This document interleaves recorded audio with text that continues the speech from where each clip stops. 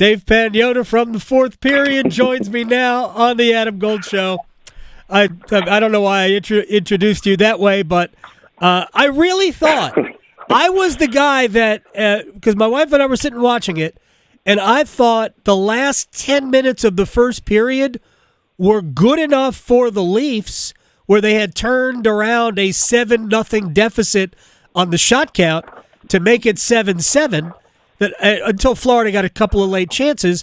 I thought that the second period might have been a good one for Toronto, and then they started the second period, and it was not a good one. Is that a structural problem for the Maple Leafs, or is that Florida just being better at this than them? Adam, I think it's the latter. It's just, honestly, it was just Florida being a better team overall, across the board, up and down. And the Leafs, they rebounded in the second half of that first period and came to life. But I don't know what they were expecting to start that second period. But Florida just reverted back to what they did in the first 10 of the game. Yeah. And just, and Toronto had no answer. Now, great shot to open the scoring by Seth Jones. And then you got a bit of a miscue on the second one, a bit of an oops. And all of a sudden it's 2-0. And that's when things just started to unravel even further for the Leafs. And by utilizing their depth and their physicality and their relentlessness, Florida was just proven to be too much for Toronto. Yeah, and I think Florida did to Toronto. In some ways, we had just seen that with Carolina doing that to Washington, and that they made it nearly impossible for the Maple Leafs to exit the zone. And I think it was only Tanev, who was like, "Hey guys, we got to get moving." He was like trying to direct people, and he couldn't seem to get anybody on board. Yeah. It honestly, especially in the first 10, I mean, it was incredible how the Panthers just continuously attacked. And they were just the aggressor the entire first 10 minutes. And Toronto, I don't know what snapped in them to kind of get out of it, but they looked shell-shocked in that opening frame. And then once things, went entirely Florida's way in the second period, after going up 3-0, you anticipated a little bit of response from Toronto. The crowd was kind of out of it. All of a sudden, Max Domi scores, make it 3-1. The crowd wakes up and realizes they're still in this for about 30 seconds of gameplay before Florida got back in it. And that was the end of that. And then people started leaving and throwing stuff on the ice. And, it's nonsense. It's a frustrated fan base. Isn't it also a frustrated media? I mean, you're not part of the local media, but isn't it also a frustrated media? Like, because I looked at that team, I thought Brad Marchand was right earlier in the series when he said that's a different team. This is not the same old Leafs, but they seem to be poised to blow it all up. Yeah, and he was right. He echoed those sentiments. So did Paul Maurice after the game last night. That they both said, it's kind of unfair to a certain extent how much they get criticized and scrutinized by both the fan base and the local media here. I go to about, when I'm not on the road, I'm at about 30, 32 home games a year, and I see it on both ends. And the frustration, with the fan base to a certain extent is justifiable. Again, I don't condone the stuff about throwing jerseys and beer and all kinds of whatever on the ice. Those guys are just boneheads. But, there is a lot of that frustration that boils over because this year is a better team. Yep. They are overall, top to bottom, a better team. The structure and the system that head coach Craig Berube instilled in this group made them a better team. They were deeper. They brought in intangible pieces in the offseason, and they added that and strengthened it with the additions of guys like Scott Lawton and Brandon Carlo, both of whom are under contract. So they'll be around next season. But when it comes down to it, and push comes to shove, it's your big boys.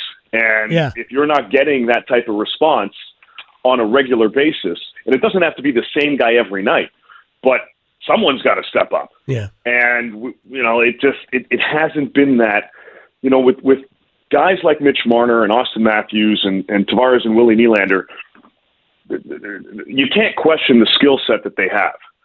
But they need to have somebody who's riding with them, at least one of the other two guys on their lines, that can play the physical edge game and help protect while keeping up with the pace of play. Matthew Nyes is getting there for Toronto, but that's the only guy they have within that top six that brings that oomph, that edge to playing within a top six and to do it on a consistent basis in the postseason. It's primarily one of the reasons why Toronto has faltered for so long and likely why that core is going to change quite decently this offseason. Dave Pagnotta, the fourth period, is joining us here on the Adam Gold Show at the fourth period on Twitter. Now, Mitch Marner, free agent. John Tavares, free agent. Both of those unrestricted. Nyes is a restricted free agent.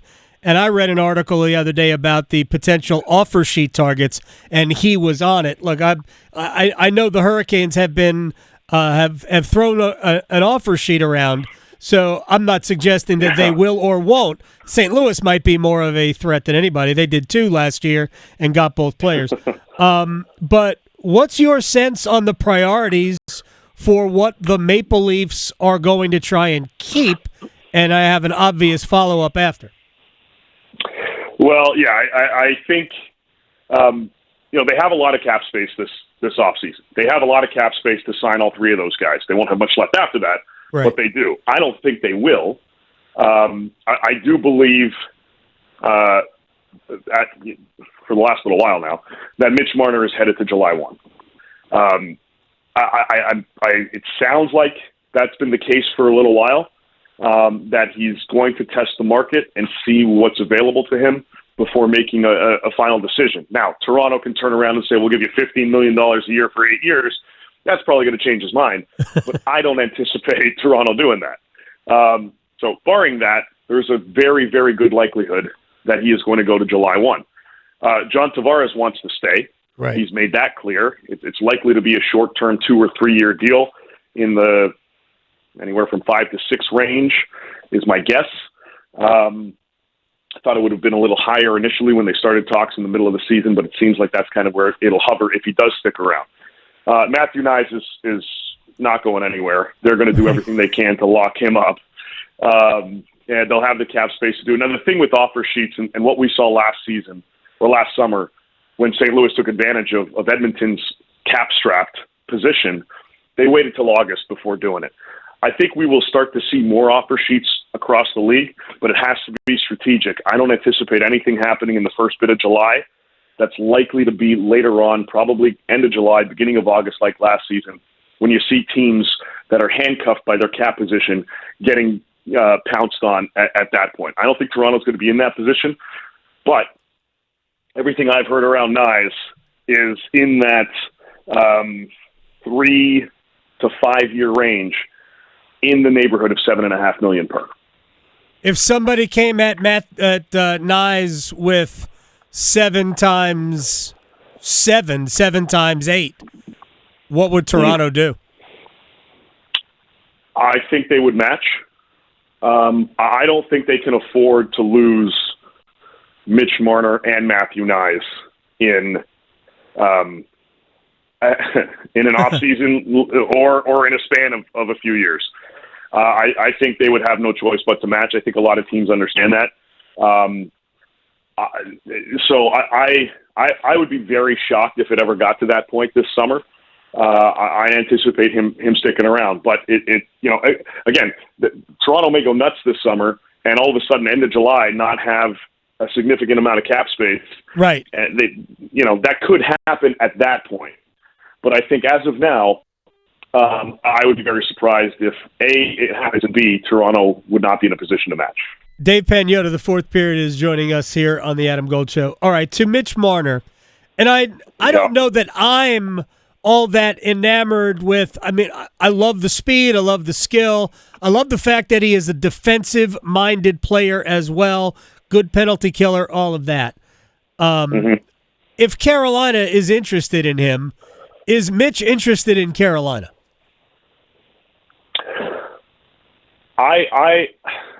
It's okay to say no, by the way. Yeah, I don't know that answer definitively. I was going to preface it by, we all know about the Mikko Rantanen situation and the offer there. And I think at the time, when Mitch said no to waiving his no movement clause, that would have applied to any team, not exclusively to Carolina. If there was another deal with whomever, LA, St. Louis, Philly, whatever, I think the answer would have been the same. He didn't want to move anywhere. He wanted to just focus on the rest of the season, try to win it with the Leafs, and then figure out his future from that point on. So from that perspective, I don't think it was a no to Carolina. I think it was just a no to the idea of it happening anywhere. That being said, I think we all know how good the Hurricanes are, and Mitch certainly wants an opportunity to take those next steps in terms of winning. He is going to have the pick of the litter if he hits the open market July 1. He will have teams like San Jose and Chicago very interested in him. He'll have teams like LA and Pittsburgh and possibly Carolina and Calgary and Philly and a bunch of others. He's going to have the pick of the litter. I think it's going to be a combo for him on where he wants to go. Opportunity to win consistently plus dollars, living conditions, all of that fun stuff. I think he would consider it. I just don't know how high up the totem pole they would be for them, for him and his family, I mean. All right, I guess his final question, maybe two more. When I look at Mitch, I mean, the lack of physicality, that kind of thing, doesn't bother me as much. And I know people get wrapped up in the playoff success or lack thereof in terms of production, and I get it. Carolina doesn't need any more players who don't score in the postseason. They've had plenty of those in the past. But does his style? It seems like his style does fit what Carolina wants to do. Mm-hmm. Yeah, and the thing about Mitch, like you mentioned it earlier, great 200-foot player, very good defensively, probably underrated a little bit defensively with how he performs. There's a reason why teammates and go to Four Nations, the teammates there that don't play with him in Toronto. His head coach at the time, John Cooper, the head coach of Tampa, spoke so eloquently and highly of Mitch Marner and what he brings to the table, the skill set that he brings, the vision that he has, his playmaking ability. Yeah. It's not just the people in Toronto praising him. These are, soon to be, eventually Hall of Fame individuals that are putting him on a pedestal because they value and they can recognize his talent. I think absolutely he would fit well. He would complement what the Hurricanes have, and he would probably one of the reasons he excelled so well with Canada. I mean, he's playing with Sidney Crosby, which certainly that's a plus. But the other guy on that line with them was Sam Bennett.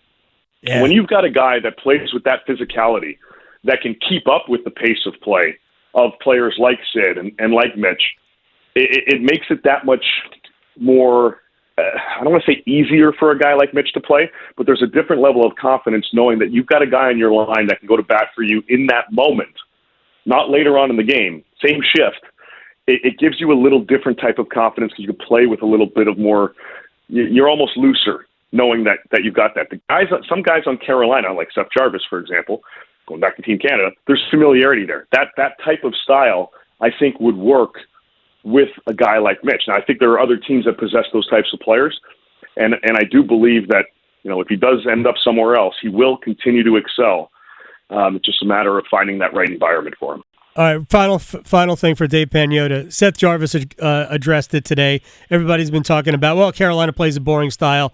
Jarvis is like, I love playing this way. We play fast. We hound the puck. We hound pucks. We take a lot of shots. We play with speed and pace. From where you are, what is Carolina? Very, very well-rounded, and a frustrating team to play against. And to his point, I mean, that's what they thrive on.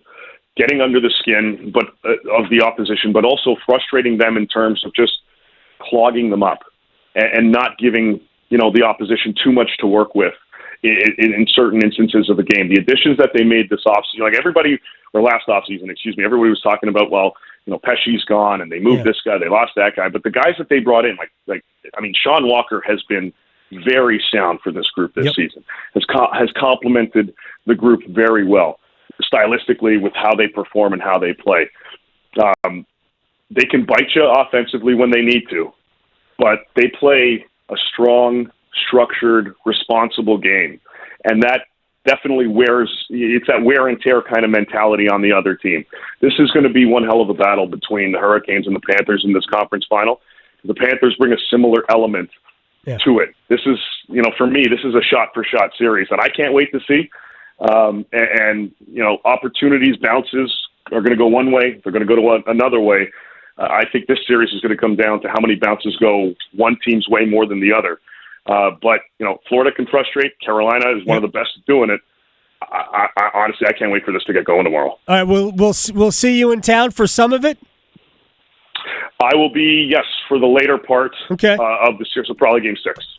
All right, cool. Well, Game 6 is not here. You'll be in Florida for Game 6. Game 5. That's fine. Yeah, Game 5. But if you want to hang out in Raleigh during Game 6, we can grab a beer. That'd be great. Watch parties, I'm in. Hey, thank you very much. Dave Pagnotta from the fourth period. I'll talk to you soon. All right, take care, buddy. You got it.